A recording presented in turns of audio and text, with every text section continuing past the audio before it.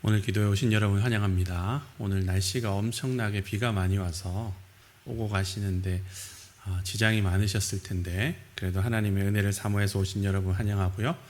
주님께서 우리가 이 비보다 더 폭포수 같은 은혜를 우리 모두 가운데 허락해 주시기를 바랍니다. 기도드리고 우리 함께 찬양하겠습니다. 사랑과 자비가 많으신 아버지 하나님, 굳은 날씨 속에서도 저희를 사랑하셔서 불러주시고 주님 앞에 나와서 함께 기도하며 예배하게 하시니 감사합니다. 이 시간 주님의 성령께서 저희 가운데 함께하여 주셔서 주님으로 말미암는 놀라운 은혜의 빗줄기 가운데 저희가 흠뻑 젖는 시간 되도록 하나님 도우시고 인도하여 주옵소서. 감사드리며 예수 그리스도 이름으로 기도를 드립니다. 아멘. 찬송가 191장 우리 힘있게 찬양하겠습니다. 191장입니다.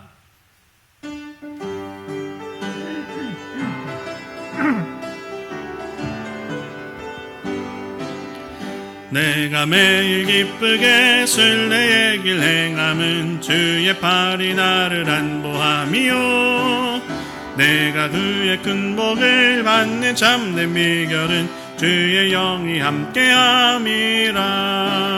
성령이 계시네, 할렐루야 함께하시네. 좁은 길을 걸으며 밤낮 기뻐하는 것 주의 영이 함께함이라.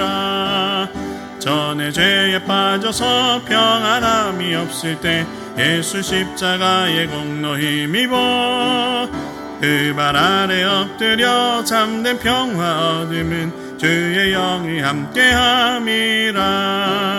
성령이 계시네, 할렐루야 함께하시네. 좁은 길을 걸으며 밤낮 기뻐하는 것 주의 영이 함께함이라. 나와 동행하시고 모든 염려하시니 숲의 새와 같이 기쁘다. 내가 기쁜 마음으로 주의 뜻을 행함은 주의 영이 함께함이라. 성령이 계시네, 할렐루야 함께하시네. 좁은 길을 걸으며 밤낮 기뻐하는 것 주의 영이 함께함이라. 세상 모든 욕망과 나의 모든 정욕은 십자가에 이미 못을 박았네. 어두운 밤이 지나고 무거운 짐 벗으니 주의 영이 함께함이라. 성령이 계시네, 할렐루야 함께하시네. 좁은 길을 걸으며 밤낮 기뻐하는 것 주의 영이 함께함이. 다시 한번 찬양합시다. 내가 매일 기쁘게 순례의 길 행함은 주의 팔이 나를 안보함이요, 내가 주의 큰 복을 받는 참된 비결은 주의 영이 함께함이라. 성령이 계시네, 할렐루야 함께하시네. 좁은 길을 걸으며 밤낮 기뻐하는 것 주의 영이 함께함이라. 전에 죄에 빠져서 평안함이 없을 때 예수 십자가의 공로 힘입어 그 발 아래 엎드려 참된 평화 얻음은 주의 영이 함께함이라. 성령이 계시네, 할렐루야 함께하시네. 좁은 길을 걸으며 밤낮 기뻐하는 것 주의 영이 함께함이라. 나와 동행하시고 모든 염려하시니 나는 숲의 새와 같이 기쁘다. 내가 기쁜 마음으로 주의 뜻을 행함은 주의 영이 함께함이라. 성령이 계시네, 할렐루야 함께하시네. 좁은 길을 걸으며 밤낮 기뻐하는 것 주의 영이 함께함이라. 세상 모든 정과 나의 모든 정욕은 십자가의 힘이 못을 박았네. 어두운 밤이 지나고 무거운 짐 벗으니 주의 영이 함께함이라. 성령이 계시네 할렐루야 함께하시네. 좁은 길을 걸으며 밤낮 기뻐하는 것 주의 영이 함께함이라. 아멘. 찬양 한 장 더 하겠습니다. 405장입니다. 405장 주의 친절한 팔에 안기세. 주님의 너른 팔을 우리가 기대하고 기억하면서 함께 찬양하겠습니다.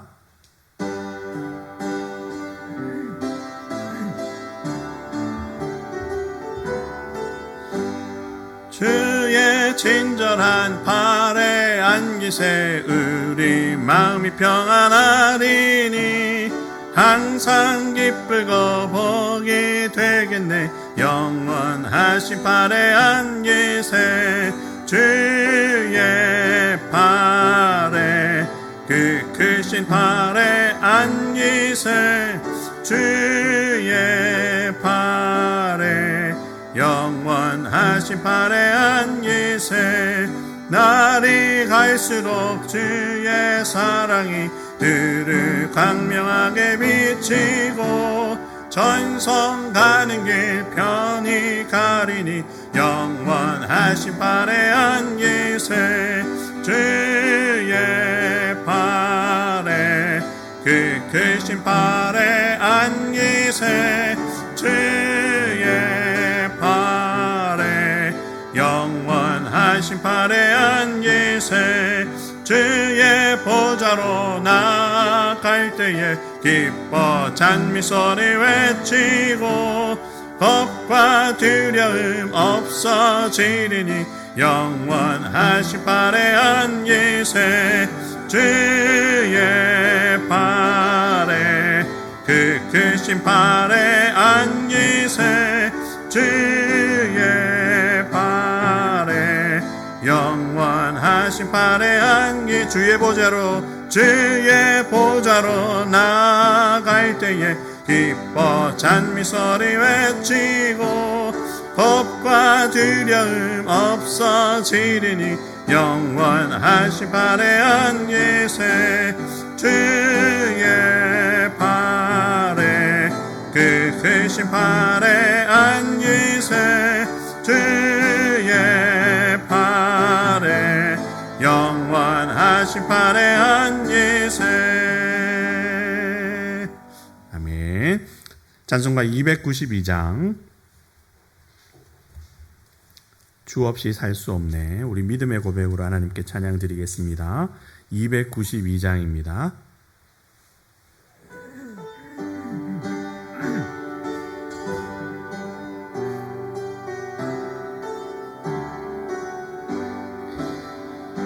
주 없이 살 수 없네. 죄인의 구주여 그 귀한 보배 피로 날 구속하소서. 구주의 사랑으로 흘리신 보혈이 내 소망 나의 위로 내 영광 됩니다. 주 없이 살 수 없네. 나 혼자 못 서리. 힘없고 부족하며 지혜도 없도다. 내 주는 나의 생명 또 나의 힘이라. 주님을 의지하여 지혜를 얻으리. 주 없이 살 수 없네. 내 주는 아신다. 내 영의 깊은 가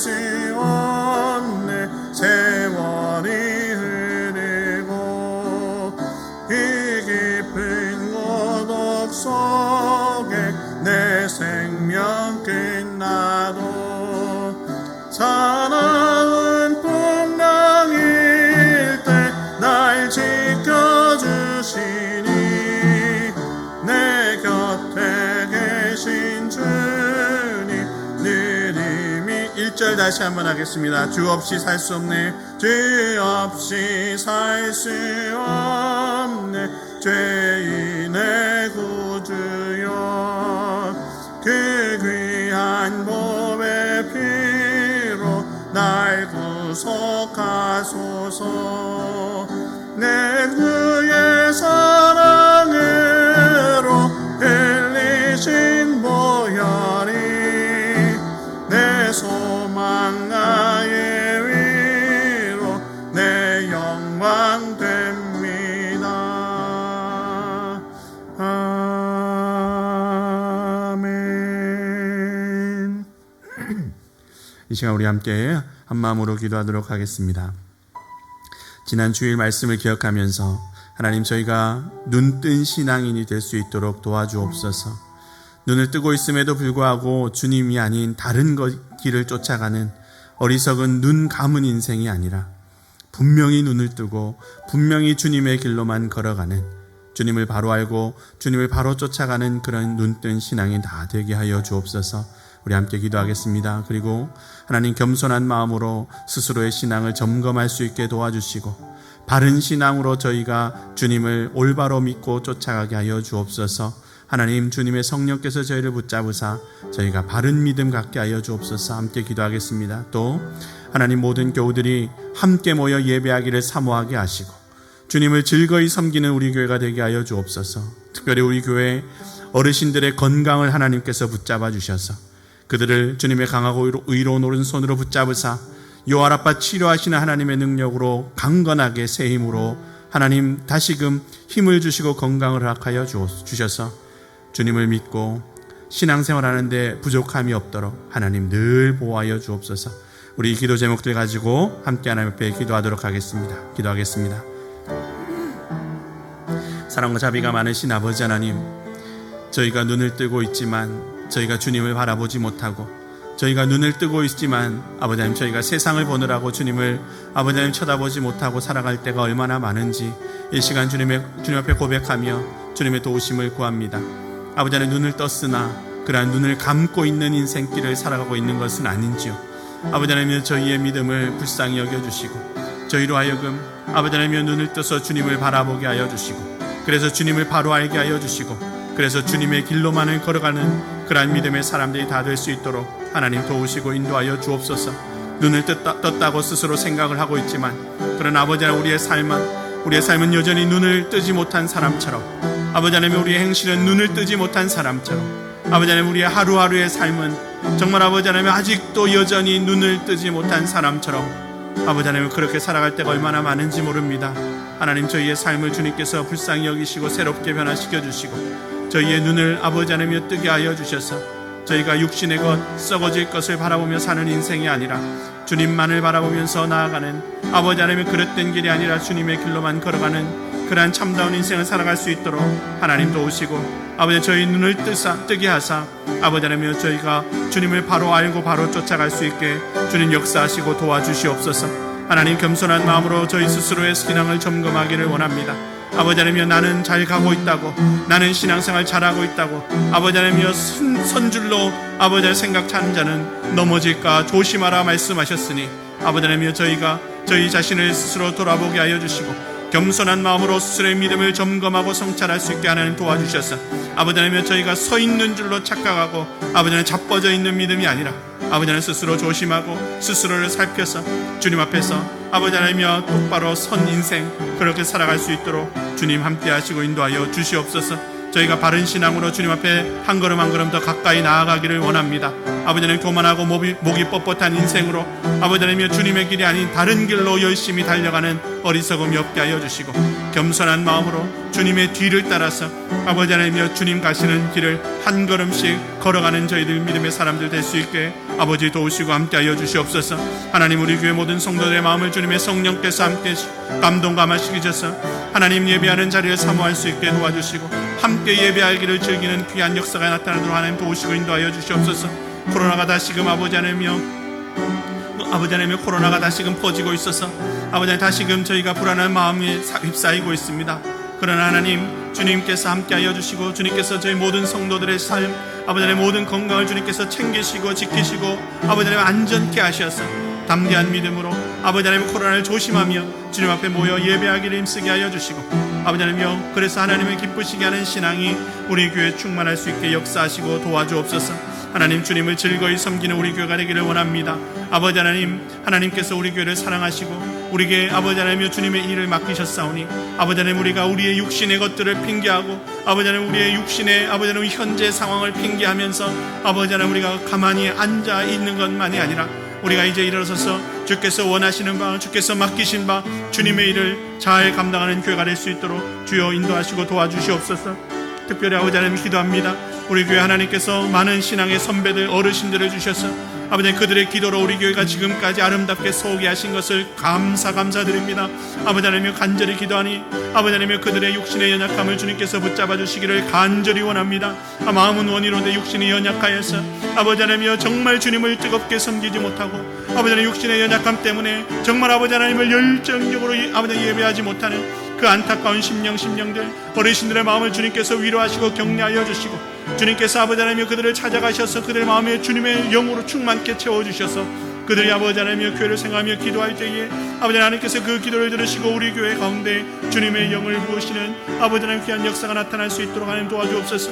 무엇보다 육신의 강건함을 아버지 하나님께서 허락하여 주시고 연약한 부위 요아라파 치료하시는 손길로 어루만지사 다시금 힘을 얻고 강건하여서 아버지 하나님 주님 앞에 예배하고 주님을 기쁘시게 하는 삶을 살아가는 데 부족함이 없도록 하나님 우리 어르신들을 주님께서 기억하시고 아버지 하나님의 세밀한 손길로 주장하시고 인도하여 주시옵소서. 지금 이 시간도 주님께서 그 있는 곳들에 모두 찾아가셔서 하나님 외롭지 않도록 친구가 되어주시고 아버지 하나님의 육신의 것들 때문에 육신의 연약함 때문에 마음조차 연약해지는 일이 없도록 하나님 그 마음을 강하고 담대한 마음으로 변화시키시고 하나님께서 은총으로 더하여 주시옵소서.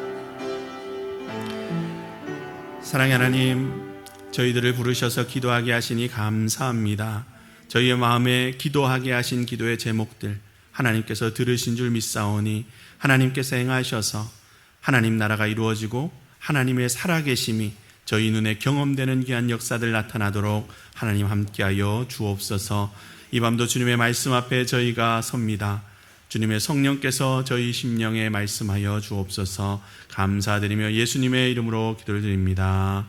아멘. 오늘 우리에게 주신 하나님의 말씀 함께 보겠습니다. 마가복음 1장 말씀입니다.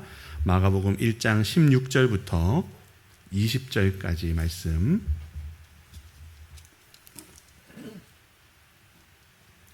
마가복음 1장 16절부터 20절까지 말씀을 우리 함께 봉독하겠습니다. 갈릴리 해변으로 지나가시다가 시몬과 그 형제 안드레가 바다에 그물 던지는 것을 보시니 그들은 어부라. 예수께서 이르시되 나를 따라오라. 내가 너희로 사람을 낚는 어부가 되게 하리라 하시니 곧 그물을 버려두고 따르니라. 조금 더 가시다가 세베대의 아들 야고보와 그 형제 요한을 보시니 그들도 배에 있어 그물을 깁는데 곧 부르시니 그 아버지 세베대를 품꾼들과 함께 배에 버려두고 예수를 따라가니라. 아멘. 오래전에 읽은 책인데요, 내용보다는 그 책 제목이 더 인상이 깊어서 기억하고 있는 책이 있습니다. 후안 카를로스 오르티즈 목사님이 지은 제자입니까? 하는 책입니다. 제가 대학 시절에 읽은 책인데요, 솔직히 책 내용이 무엇이었는지는 잘 기억이 나지 않지만 이 제목이 하도 도전적이라서 제가 아직도 깊이 생각을 하고 기억을 하고 있습니다. 예수님과 동행하는 제자냐, 아니면 그냥 아무 생각 없이 사람들이 가니까 너도 따라가는 그냥 생각 없는 무리냐, 이것을 저한테 질문을 하는 것 같아서 제자입니까? 이 책 제목이 아직도 기억에 오래 남아 있습니다. 오늘 본문은 예수님께서 제자들을 부르시는 장면을 기록한 내용입니다. 예수님께서 공생의 발걸음을 시작하시고 하나님 나라 그 복음을 선포하신 후에 이제 첫 번째 행보로 제자들을 부르시는 장면이죠. 이 제자들을 부르시는 예수님의 모습은 당시의 일반적인 선생들이 제자들을 모집하는 것과는 좀 차이가 나는데요. 이 차이점은 우리가 주목해서 살펴야 할 중요한 메시지들을 담고 있습니다. 오늘 본문을 읽을 때 지금까지는 대부분이 어떻게 읽었나 하면은 제자들에게 관심을 두고 초점을 맞춰서 그렇게 많이 읽어왔습니다. 우리가 제자훈련을 받고 여러 군데서 제자훈련에 익숙해 있기 때문에 관심사가 자연스럽게 제자들에게로 집중이 되는 경향이 있죠. 그래서 오늘 본문을 읽으면서도 제자들이 이렇게 했구나, 제자들이 이런 모습을 보였구나 하면서 제자들에게 이제 관심을 갖는데, 그런데 마가복음을 자세히 이제 살펴보시면은 오늘 우리가 읽은 이 본문의 무게 중심은 제자들이 아니라 예수님께 있다 하는 것을 우리가 발견할 수 있습니다. 이 말은 오늘 본문을 읽을 때 제자들이 뭘 했느냐 이거에 초점을 맞춰서 읽기보다는 예수님이 누구신가 여기에 중점을 두고 읽을 필요가 있다는 거죠. 흔히 제자들이 어떻게 했는가 이것은 이제 제자도라고 하고, 예수님이 누구신가 이것은 기독론이라고 하는데, 오늘 본문은 기독론에 초점을 두고 읽을 필요가 있습니다. 오늘 본문에 따르면은 예수님께서 부르시는 것, 이것과 또 제자들이 응답하는 것, 이게 아주 간단하고요, 아주 담백합니다. 군더더기가 없습니다. 예수님께서 별말 없이 그저 나를 따라오너라 그러면 내가 사람 낚는 어부가 되게 해주겠다, 딱 이렇게 말씀을 하시거든요. 그런데 제자들은 겨우 그 얘기를 듣고 자신의 온 삶을 걸고 즉시로 따라갑니다. 심지어 야고보와 요한은 오늘 본문에 보면은 아버지까지 버리고 따라가고 있죠. 예수님이 길게 설득하시거나 아주 긴 말로 정말 제자들을 현혹시키고 그런 거가 전혀 없었는데, 그저 나를 따라와라, 사람 낚는 어부가 되게 해주겠다, 이 말만 하셨는데도 제자들이 이렇게 즉각적으로 반응을 하고 엄청난 순종을 해서 따라갔다는 거죠. 이것이 어떻게 가능했을까? 오늘 본문하고 그 평행 본문이라 그러는데요, 같은 이야기를 다루고 있는 누가복음을 보시면 누가복음에서도 5장에 예수님이 제자들을 부르시는 장면이 나오는데, 예수님께서 제자들을 부르시는 장면 앞에 누가복음에서는 기적이 하나 나옵니다. 어떤 기적이 나오느냐? 제자들이 날이 새도록 밤이 맞도록 물고기를 잡았는데 허탕을 쳤습니다. 그래서 오늘은 공치나 보다 하고 나오고 있는데 예수님이 기적을 베푸셔서 그물을 반대쪽으로 던져라 그래가지고 딱 던졌더니 그물이 찢어질 정도로 물고기가 많이 잡히게 하는 그런 기적을 예수님이 먼저 베푸시죠. 누가복음에서는 그렇게 기적을 베푸시고 나서 이제 예수님께서 나를 따라와라, 내가 이제 너희로 사람 낚는 어부가 되게 하겠다, 이렇게 말씀을 하고 제자로 부르십니다. 그러니까 누가복음에서는 기적을 베푸시고 따라와 그러니까 우와 하면서 이렇게 따라갔는데요, 오늘 본문인 우리가 읽은 마가복음에서는 그런 게 없습니다. 그냥 예수님이 부르시니까 제자들이 그냥 왔다, 이렇게 기록을 하죠. 그저 말씀만 하셨거든요. 그 짧은 말씀만 하셨는데도 제자들이 즉각적으로 반응을 했다 하는 겁니다. 이것은 마가복음이 아주 특별하게 강조를 하고 있는 건데요, 예수님께서 말씀하시니까 그대로 제자들이 했다, 이겁니다. 이거 어디서 본 것 같으시지 않습니까? 말씀하시니까 그대로 탁 했다. 이것은 우리가 짐작할 수 있는 대로 성경에 나오는 그러한 모습입니다. 어디에 나올까요?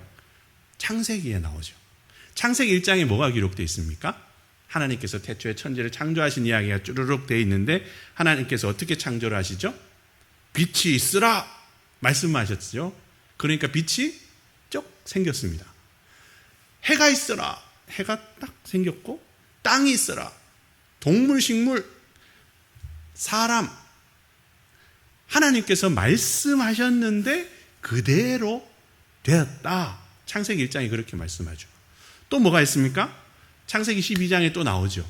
하나님께서 아브라함에게 나타나셔서 떠나라 이렇게 말씀하셨습니다. 그냥 떠나라. 그랬더니 아브라함이 어떻게 합니까? 그냥 떠났죠. 어떻게 이런 일이 있을 수 있습니까? 그 이유는 하나님의 말씀이기 때문에 그렇죠.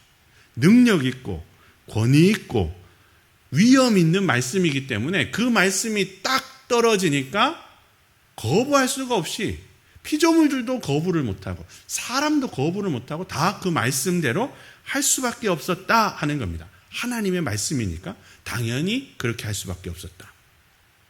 오늘 본문도 마찬가지 이야기를 하고 있습니다. 창세기의 창조 이야기에서 말씀하고 있는 거나 그 아브라함 이야기에서 말씀하고 있는 거나 그 뒤에도 많이 있는데요. 그런 말씀처럼 오늘 본문의 예수님의 말씀도 동일한 모습을 나타낸다는 거죠. 예수님이 제자들에게 그냥 나를 따라오너라, 내가 너희를 사람 낚는 어부가 되게 해주겠다 말씀을 하셨는데 제자들이 거부를 못하고 즉시로 따를 수밖에 없었다는 겁니다. 왜 그렇습니까? 하나님의 말씀이 그러신 것처럼 이 예수님의 말씀도 이렇게 위험 있고 능력이 있는 말씀이었다 하는 거죠. 그러니까 예수님은 어떤 분이라는 겁니까? 하나님의 말씀과 같이 위험 있고 능력 있는 그런 말씀을 하시는 분이다. 예수님의 말씀은 그런 엄청난 말씀이다. 그것을 오늘 본문은 이 짧은 이야기 속에서 이야기를 하고 있는 거죠. 17절에 나오는 내가 너희로 사람 낚는 어부가 되게 하리라, 이 말씀도 같은 맥락에서 아주 중요한 말씀입니다. 사람을 낚는다, 이것은요 사실 구약 성경에서도 나오는 말인데 부정적으로 사용이 됩니다.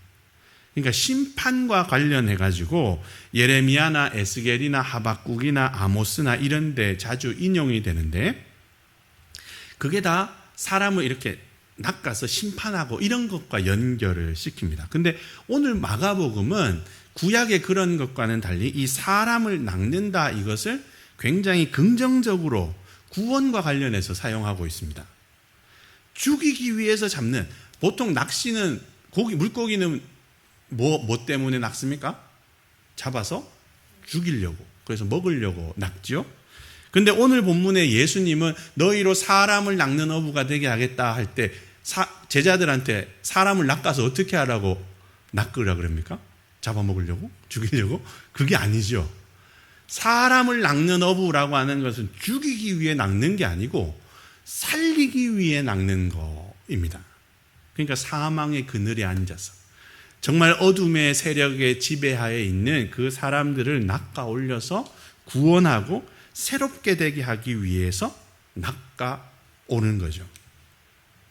예수님께서 말씀의 그물을 던지셔서 사람들을 하나님 나라로 건져 올리는 것처럼 예수님께서 제자들도 그렇게 하게 만들어 주겠다, 이렇게 말씀을 하고 있는 겁니다.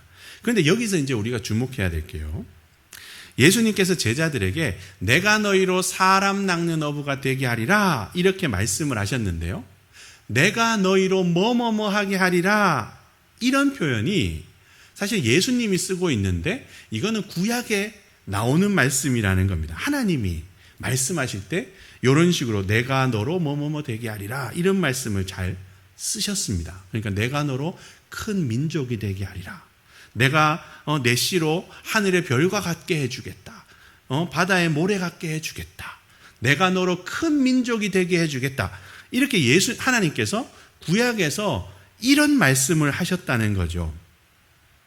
그러니까 이 말씀은 뭔가 하면은 예수님도 구약에 나온 하나님의 말씀하고 똑같은 형식의 말씀을 하셨다 하는 겁니다. 근데 중요한 것은 형식만 똑같은 게 아니라 능력도 똑같다는 거죠. 실제로 예수님의 말씀은 구약에 하나님께서 말씀하시자 그 말씀이 다 이루어졌잖아요. 그것처럼 신약에서도 복음서에서도 예수님께서 말씀하시자 그 말씀하신 대로 사실 다 이루어집니다. 제자들에게 따라와라 했을 때 제자들만 따라간 게 아니고 그 외에도 찾아보면 예수님께서 말씀을 하시니까 그 말씀대로 이루어진 것들이 많다는 거죠. 뭐가 있을까요? 잠잠하고 그 사람에게서 나와라, 이렇게 마가복음 우리가 나중에 살필 때 귀신에게 명령을 하니까 그 귀신이 어떻게 합니까? 깨갱하고 나오죠. 또 바다와 풍랑을 향해서 잠잠해라, 고요해라 하니까 광풍이 불다가도 언제 그랬냐는 것처럼 잠잠해집니다. 예수님이 달리다 굼, 소녀여 일어나라, 죽은 아이를 가르쳐서 그렇게 말씀을 하니까 그 죽은 아이가 또 살아나죠. 에바다 열려라 하니까 귀가 열립니다. 또 무화과 나무를 보시면서 어떻게 하십니까? 열매가 없어가지고 저주를 내리시니까 무화과 나무가 말라 죽죠. 예수님께서는 공생애 내내 이런 말씀, 그러니까 말씀을 하시면 그 말씀대로 이루어지는 역사를 너무나 많이 보이셨습니다. 마지막에도 그렇게 하셨죠. 예수님께서 십자가에서 크게 소리를 지르시자 어떻게 됐습니까? 성전의 휘장이 쭉 갈라졌습니다. 그래서 지성소가 탁 확장이 되고 누구나 어디서든지 하나님의 은혜의 보좌 앞으로 담대히 나갈 수 있는 길이 열리게 됐죠. 그러니까 구약의 하나님의 말씀과 마찬가지로 이 신약의 예수님의 말씀, 이것도 예수님도 말씀을 하면 그 말씀대로 이루어지는 능력이 있었다는 겁니다. 그러니까 예수님도 하나님과 같은 분으로 하나님이 말씀하시면 모든 게 다 이루어졌던 그런 것처럼 예수님도 말씀하시면 그 말씀대로 다 이루어졌다 하는 거죠. 예수님의 말씀은 그만큼 능력이 있었다 하는 겁니다. 근데 거기에 더해서 예수님이 누구신가 이거와 관련해서 또 한 가지 중요한 사항이 있는데 뭔가 하면은 오늘 본문 16절에 보면은 예수님께서 갈릴리 해변을 지나가시다가 제자들을 부르시죠. 이 지나가시다가 이 표현은 예수님이 누구신가 그 정체를 알려주는 그런 단어인데요. 예수님께서 갈릴리 해변을 지나시다가 시몬과 안드레를 보셨습니다. 그들은 어부였기 때문에 물고기를 이제 잡고 있었는데 예수님께서 그곳을 지나가신 거죠. 그리고는 그들을 보시고 아주 간단하고 담백하게 말씀하십니다. 뭐라고 하시죠? 나를 따라오너라. 그러니까 어떻게 합니까? 당연하다는 듯이 따라갑니다. 이 장면은 구약의 한 장면을 지금 재현하고 있다 이렇게도 볼 수 있는데요. 무슨 장면인가 하면 열왕기상 말씀을 읽어보신 분들은 기억하실 텐데 엘리야가 엘리사를 부르는 장면, 그 장면하고 너무나 비슷하죠. 열왕기상 19장 19절에 보면은 엘리야가 길을 가다가 밭에서 일을 하는 엘리사를 만납니다. 그리고 그때 이제 엘리사가 12결이 되는 소를 막 이끌고 밭을 갈고 있었는데 엘리야가 그 옆을 지나가다가 옷을 던지죠. 겉옷을 던지는 거는 야, 너 내 제자해 이 말인데 엘리야가 엘리사를 후계자로 제자로 탁 지명해서 부르는 겁니다. 그랬더니 엘리사가 어떻게 합니까? 따라가죠. 예수님을 부르는 이 장면, 아마 열왕기 말씀에 익숙한 분들 또는 유대인들은 이런 이야기에 이제 익숙하니까요. 유대인들은 예수님께서 이렇게 하셨다는 장면을 보면은 아마 엘리야가 엘리사를 불렀던 장면을 떠올렸을지 모릅니다. 보다 정확하게 말하면 예수님이 엘리야 같은 분이구나. 엘리야보다 더 대단한 분이구나. 세례 요한이 나보다 더 대단한 분이라고. 세례 요한이 엘리야인데 나보다 더 대단한 분이 오신다 얘기를 했기 때문에 예수님은 엘리야 같은 분이신데 엘리야보다 예수님은 더 대단한 분이구나. 이렇게 생각을 할 수가 있었다는 거죠. 그러니까 예수님이 누구신가, 오늘 본문을 보면서 예수님이 누구신가를 알 수 있는 제가 세 가지를 말씀을 드렸는데, 하나는 하나님의 말씀처럼 거부할 수 없는 위엄 있고 능력 있는 말씀을 하시는 분이 예수님이다 하는 거하고요. 또 하나는 하나님과 같이 말씀하시면 그 말씀이 그대로 이루어지는 분이다 하는 거. 그리고 또 하나는 뭡니까? 엘리야처럼 능력이 많고 크신 분이다. 엘리야보다 더 크신 분이다 하는 이 세 가지. 오늘 본문에서 예수님과 관련해서 이 세 가지를 우리가 발견을 할 수가 있습니다. 오늘 본문, 그러니까 제자를 부르시는 장면은 바로 예수님이 이런 분이다 하는 것을 알려주는 것에 초점이 맞춰져 있다. 그렇게 볼 수가 있는 거죠. 제자들에게 초점을 맞춰서 제자들의 반응에 주목해서 읽는 것도 좋고 중요하지만 그보다 이전에 제자들로 하여금 어떻게 그렇게 즉각적으로 순종하게 하셨는가? 도대체 이분이 누구시기에 그렇게 하실 수 있는가? 거기에 주목해서 읽는 게 사실은 더 기본이다 하는 겁니다. 예수님이 이런 분이다. 오늘 본문은 그걸 먼저 말씀하고 있다는 거죠. 근데 오늘 본문은 이제 예수님이 누구신가 요거를 이렇게 말씀을 하면서 또 한 가지 중요한 주제를 이야기하는데 뭔가 하면은 임박한 종말 사상, 그것을 말씀을 하고 있습니다. 앞서 말씀드린 것처럼 예수님께서 제자들을 부르는 장면은 구약의 장면들하고 되게 흡사하고 비슷한 점이 많습니다. 그 형식이 아주 똑같죠. 그런데 한 가지 중요한 차이점이 있습니다. 뭐냐 하면은 예수님이 제자들을 부르시는 이 장면은 아주 긴박하게 이루어지고 있다는 거죠. 오늘 본문에 보면은 예수님께서 제자들을 찾아가셨다. 그러니까 지나가시다가 제자들을 먼저 예수님이 부르시고 먼저 부르셨다 이렇게 말씀을 합니다. 이것은 제자들이 예수님한테 찾아오기에 앞서서 예수님이 먼저 제자들을 불렀다는 얘기인데요. 이거는 그 당시의 선생들이 하지 않는 일이었습니다. 그 당시의 선생들은 선생이 제자를 선택하는 게 아니고 제자가 선생을 선택하는 그런 문화였습니다. 그러니까 내가 저 선생님한테 배우고 싶다, 저 선생님의 제자가 되고 싶다 그러면 제자가 선생님한테 가서 한 수 가르쳐 주십시오, 저를 제자로 받아 주십시오 이렇게 얘기를 했다는 거죠. 그러니까 선생들은 제자가 올 때까지 기다렸어야 되고, 그러니까 유명하고 능력이 있는 선생이 되어야 되는 거였죠. 그런데 오늘 본문은 어떻습니까? 그 반대입니다. 예수님은 능력이 있고 대단한 선생님이면서도 세워라 내워라 제자들이 올 때까지 기다리지 않으셨습니다. 그 반대로 예수님이 먼저 찾아가셨다. 먼저 야, 내 제자해, 나를 따라와 이렇게 말씀을 하셨다 하는 거죠. 제자들이 곧 따랐다. 이것도 마찬가지인데요. 곧, 즉시 이 단어는 마가복음에 42번 나옵니다. 우리가 앞에서 성령이 예수님을 광야로 내몰았다, 쫓아냈다 할 때도 12절에서도 곧 쫓아냈다 이렇게 나오죠.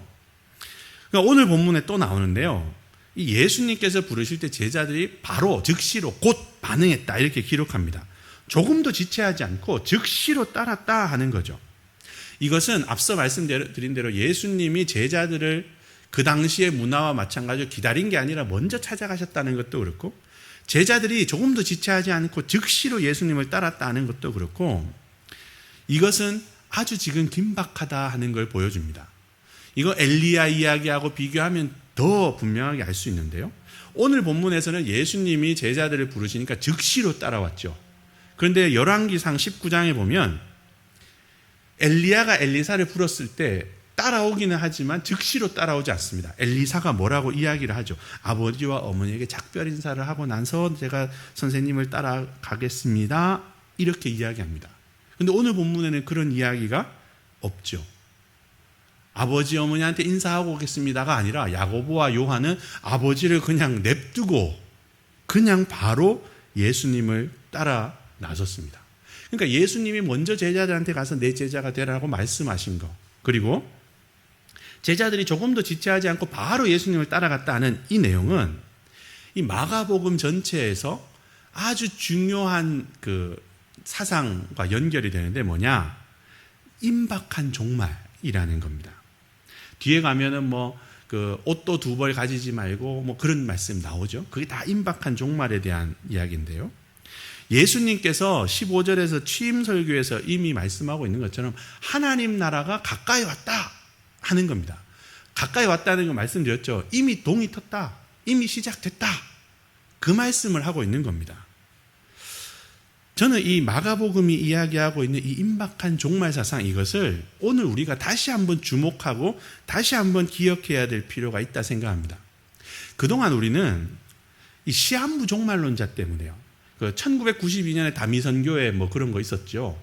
제가 그때는 진짜 하나도 믿어지지가 않아가지고 저 사람들이 그날 지나고 나면 뭐 할까가 궁금해가지고 눈 뜨고 기다렸던 적이 있습니다. 제가 막 올라가려고 기다린 게 아니고 저분들이 도대체 저게 안 됐을 때 어떻게 할까, 그게 궁금해가지고 본 적이 있는데, 몇 년 후에 제가 필리핀을 간 적이 있는데 필리핀에서 그거 다시 하고 있더라고요. 다미선 교회가. 그래서 전 세계적으로 사기를 치고 다니는구나, 이제 그런 생각을 한 적이 있는데, 우리나라는 이 시한부 종말론이 너무 좀 극성맞게 문제를 일으키다 보니까 이 하나님 나라의 임박한 도래, 그러니까 종말론이죠. 이 종말론에 대한 이야기를 하기가 굉장히 좀 조심스러웠습니다. 종말론에 대해서 이야기를 하면 이단 아니야? 하나님 나라가 임박하게 도래합니다 하면 저 신천지 아닌가? 이렇게 색안경을 끼고 보는 경향이 있다 보니까 종말에 대한 이야기를 하려고 그러면 좀 주저주저 하는 경향이 생겨버렸다는 거죠. 요한계시록도 마찬가지입니다.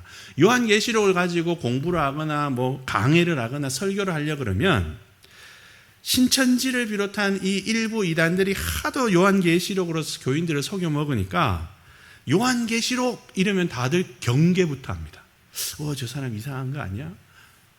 신천지의 목사들도 많이 넘어갔다는데 그거 아니야? 막 그렇게 쳐다보는 경향이 있죠.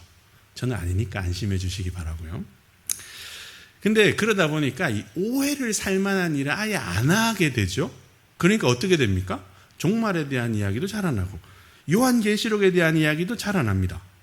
그러니까 종말론도 이야기 잘 안 하고 요한계시록도 이야기 잘 안 하고 교회에서 점점 이야기를 안 하니까 이게 어떻게 됩니까? 하나님 나라가 임박하게 임한다. 마가복음에서 이야기하고 있는 이 임박한 종말에 대한 그 긴장감이 점점 사라져가지고 제가 느낄 때는 지금은 아예 없어진 것 같습니다. 그래서 어떻게 됐습니까? 종말이 없는 것처럼 살아가는 기독교가 되어버렸다는 거죠. 구덕이 무서워서 장 못 담근다고 우리가 이단들 때문에 하나님 나라 곧 임하십니다. 하나님 나라 가까웠다 예수님께서 말씀하셨는데 그 임박한 종말에 대한 그것을 우리가 좀 터부시하고 금기시하고 얘기를 안 하고 긴장을 안 하고 그러다 보니까 이게 진짜 종말이 없는 사람들이 돼버렸다는 거예요. 종말 없는 듯이 살아가는. 요즘 우리 문제가 그거 아닙니까? 긴장이 없습니다. 종말이 있다고 생각하면 그런 짓들을 안 할 텐데 주님께서 오셔서 가라지와 이삭을 탁 구분하신다. 예수님의 비유 마태복음 13장에도 그 비유가 나오거든요. 알곡과 가라지를 구분하시는 날이 있다라고 하는 것을 우리가 긴장을 하고 기억을 하고 있으면 그런 짓들을 안 할 텐데, 못할 텐데, 하라고 해도 못할 텐데 이런 대한 감각이 다 무뎌져 가지고 종말이 없는 것처럼 생각해서 너무 담대하게 나쁜 짓을 하고 너무 뻔뻔하게 악을 저지르고 진짜 참 얼굴에 철판들을 저부터 다른 사람 얘기하기 전에 저부터가 철판을 깔고 살아가게 됐다는 거죠.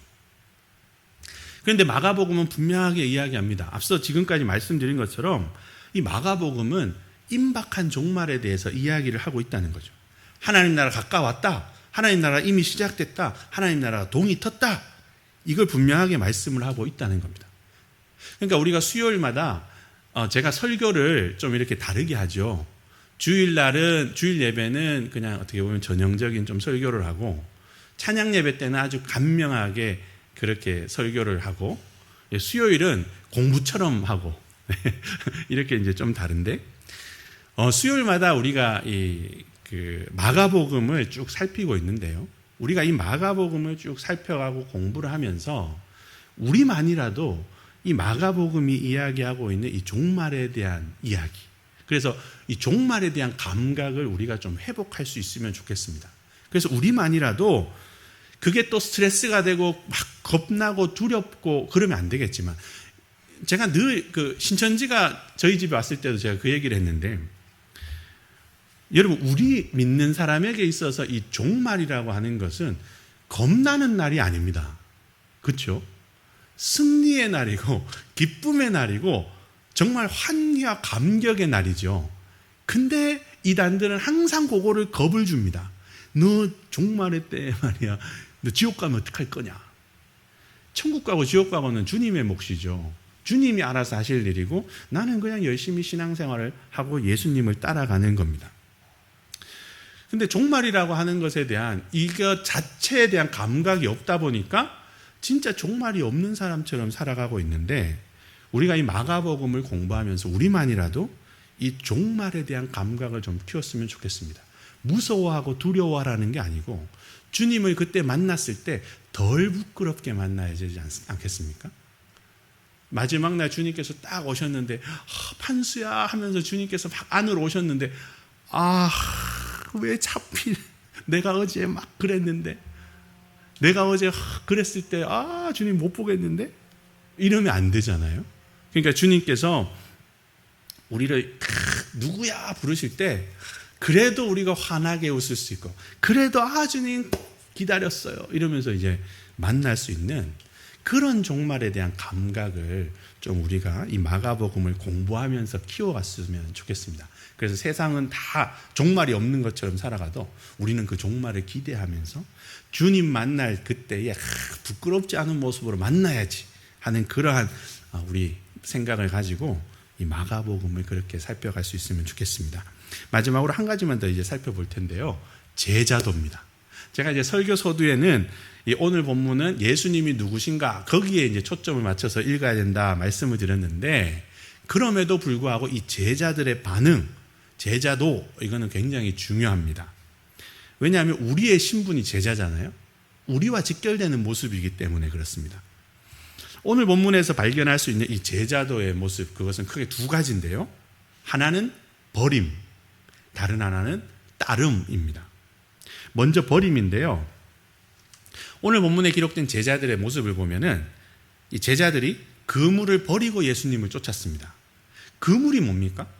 이 제자들, 어부로 살던 사람들한테 그물은 그거 없으면 굶어 죽죠. 그물이 있어야 자기들을 먹기도 하고 먹여 살리기도 하고 뭐 돈으로 바꿔서 이것저것 하고 살아가는 데 있어서 필수품이 그물이었습니다. 근데 그것을 버리고 예수님을 쫓았다는 거죠. 뿐만 아니라 야고보와 요한은 아버지도 버리고 쫓았습니다. 당시는요, 아버지가 너무나 중요한 시대였습니다. 요즘에도 우리가 세대주, 이렇게 가장 이런 말 많이 쓰죠. 그래서 이제 아버지들 되게 우리나라도 중요한데, 이 당시는 지금하고 비교할 수 없을 정도로 아버지가 중요했습니다. 아버지라고 하는 존재가 어떤 분이고, 어떤 사람인가에 따라서 내 위치, 내 지위, 내 존재 이런 게 다 결정이 됐다는 거죠. 세베대의 아들이다.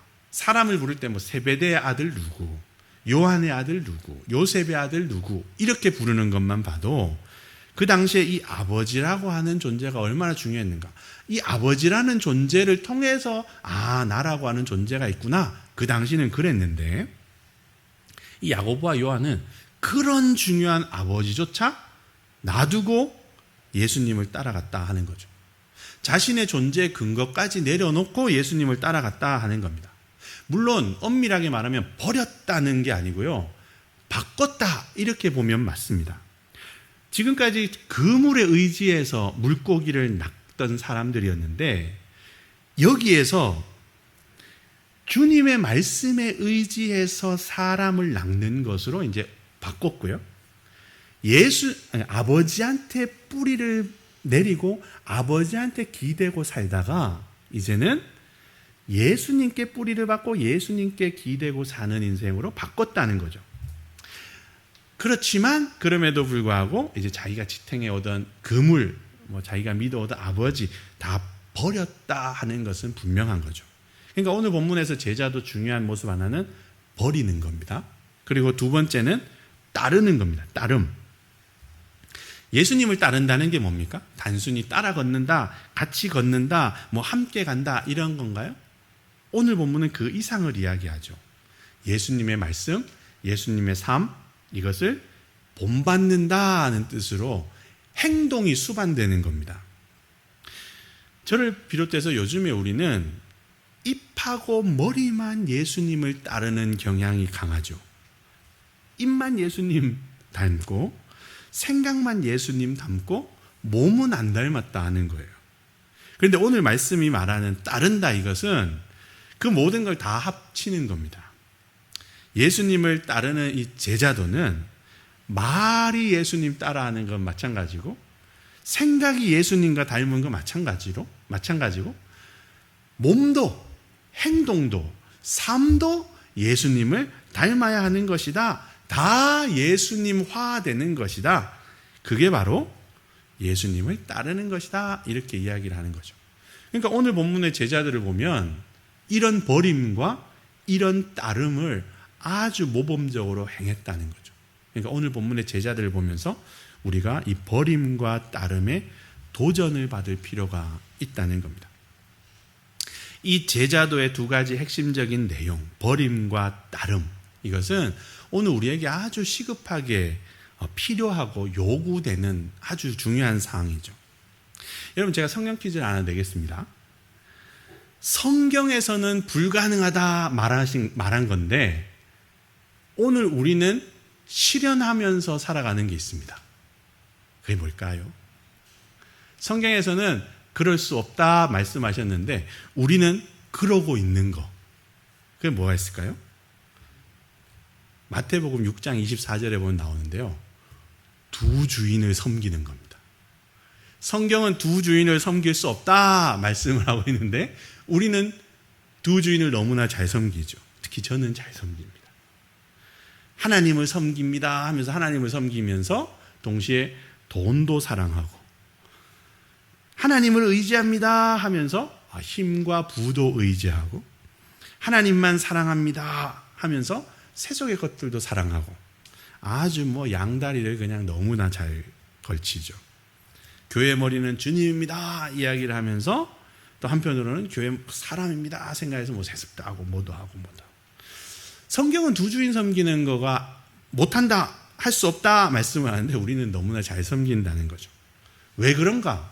오늘 본문의 이 제자도의 두 가지, 버림과 따름이 되어 있지 않기 때문에 그렇습니다. 제자 훈련은 많이 받았는데 제자다운 모습은 많이 없기 때문에 그렇다 하는 거죠. 오늘은 이제 예수님께서 제자들을 부르시는 장면, 이것을 통해서 예수님이 누구신가, 또 제자들은 어떻게 사는 것인가, 또 임박한 종말, 이것에 대해서 우리가 하나님의 말씀을 살폈습니다. 특별히 이제 제자를 부르시는 것, 그리고 제자들이 반응한 것, 그것을 우리가 이야기를 나눴는데요. 설교 서두에 제가 후안 까를로스 오르티즈 목사님의 제자입니까? 하는 책 이름을 말씀을 드렸잖아요. 그 책 이름이 제자입니까? 인데, 제자입니까? 라는 질문에 설교를 다 들으셨는데 어떻게 대답을 하실 수 있을까? 사실 좀 궁금합니다. 오늘 본문을 우리가 쭉 살폈는데 오늘 본문을 다 살피니까 제자입니까? 라고 묻는 질문에 나야말로 진짜 제자입니다, 이렇게 자신 있게 대답을 할 수 있게 됐는지, 아니면 오늘 본문을 다 살피니까 대답하기가 껄끄러워졌는지, 저부터도 사실 좀 그렇습니다. 하지만 그럼에도 불구하고 우리가 오늘 말씀을 기억하면서 일상의 삶 속에서 주님의 말씀을 쫓아 살아가기를 힘써 경주할 수 있으면 좋겠습니다.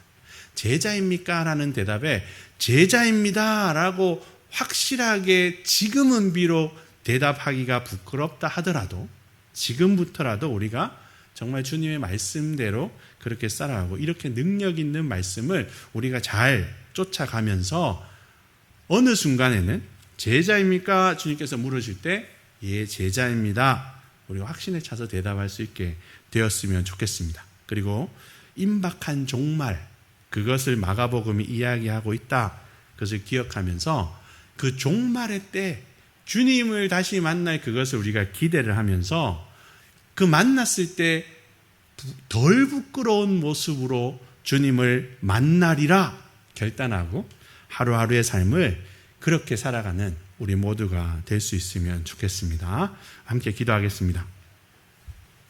사랑의 아버지 하나님, 오늘 말씀을 통해서 예수님이 누구신가 다시금 생각하게 하시니 감사드립니다. 하나님의 말씀처럼 위엄 있고 능력 있는 예수님의 말씀, 저희가 그 예수님의 말씀을 삶 속에서 순종하며 살아갈 수 있도록 하나님 인도하여 주옵소서. 하나님의 말씀처럼 주님이 말씀하시면 그 말씀대로 모든 것이 다 이루어졌다는 것 저희가 기억할 수 있도록 도와주시고, 그 능력의 말씀을 저희의 양식으로 삼아 살아갈 수 있게 하나님 함께하여 주옵소서. 사랑의 주님, 주님의 다시 오심을 고대하며 그날에 덜 부끄러운 모습으로 주님을 만나기를 저희가 간절히 소망합니다.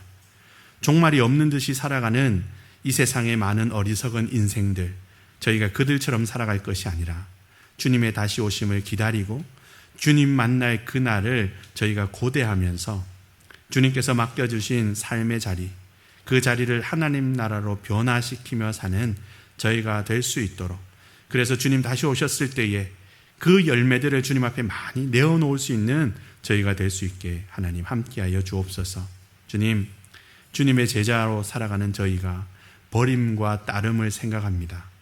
주님을 따르는 것에 있어서 버려야 할 것들은 저희가 단호히 버릴 수 있도록 하나님 도와주시고, 주님을 따르는 것에 있어서 입만 따르고 생각만 따르는 것이 아니라 저희의 온 삶이 주님을 따르고 주님을 닮을 수 있도록 성령께서 날마다 도우시고 인도하여 주옵소서. 감사드리며 예수 그리스도의 이름으로 기도를 드립니다. 아멘. 교회 소식 말씀드리겠습니다. 신방이 거의 이제 막바지에 다다랐습니다. 혹시 추가로 신방을 해야겠다 하시는 분들, 또는 이제 업데이트 이런 거 있잖아요. 그러니까 또 신방을 이런 필요가 생겼다 하시는 분들은 또 얼마든지 연락을 주셔서 그렇게 신방을 할 수 있도록 해주시면 좋겠습니다. 그리고 이제 권사님 모임을 통해서 청소와 또 주방봉사 같이 이렇게 하시기로, 구역별로 하시기로 그렇게 결정이 됐다고 합니다. 정말 이렇게 수고해 주셔서 너무 감사드립니다. 다른 광고들은 주보를 참고해 주시고요. 아동부 성경학교가 7월 30일, 31일 토요일, 주일 이렇게 이틀 진행이 됩니다. 하나님께서 정말 은혜 넘치는 그런 성경학교 될 수 있도록 하나님 복 주십시오. 그리고 수고하는 선생님들, 또 전사님들, 먼저 마음의 기쁨이 넘쳐서 그 기쁨의 성경학교, 그래서 아이들도 함께 기쁠 수 있는 성경학교 되게 해주십시오. 함께 기도해 주시고요. 청소년부, 청년부 여름 1일 순례가 있는데 29일 날 합니다. 기도해 주시기를 바랍니다. 다른 광고들은 주보를 참고해 주십시오. 이제 찬송가 531장으로 하나님께 찬양 드리고 축도로 예배 마치겠습니다.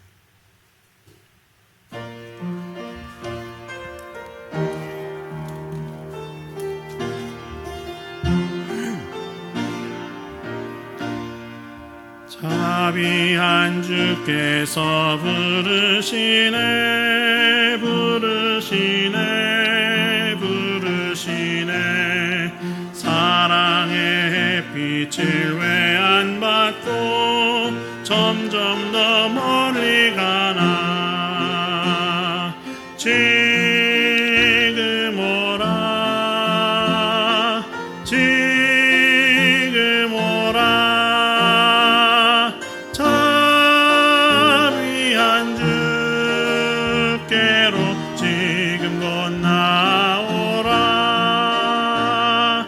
고달파 지친 자 쉬라 하네, 쉬라 하네, 쉬라 하네. 무거운 짐진 자 다 나오라. 쉬게 해주시리라. 지금 오라, 지금 오라. 자비한 주께로 지금 곧 나오라. 주께서 지금도 기다리네, 기다리네, 기다리네. 죄짐을 가지고 다 나오라. 어서 주 앞에 오라. 지금 오라, 지금 오라. 자비한 주께로 지금 곧 나오라.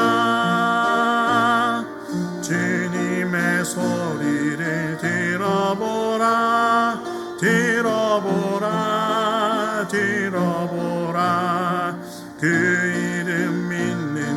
너희가 복 받으리. 어서 곧 일어나라. 지금 오라. 지금 오라. 자비한 주께로 지금 곧 나오라. 아멘. 우리 주님 예수 그리스도의 크신 은혜와 하나님 아버지의 한이 없으신 사랑과 성령 하나님의 인도하심과 사귐이 주님이 누구신지를 분명히 깨닫고 그 주님을 올바로 따라가는 진정한 제자, 그런 제자가 되기를 소망하는 우리 수진교회 모든 성도들 가운데 항상 함께 하시기를 간절히 축원드립니다. 아멘.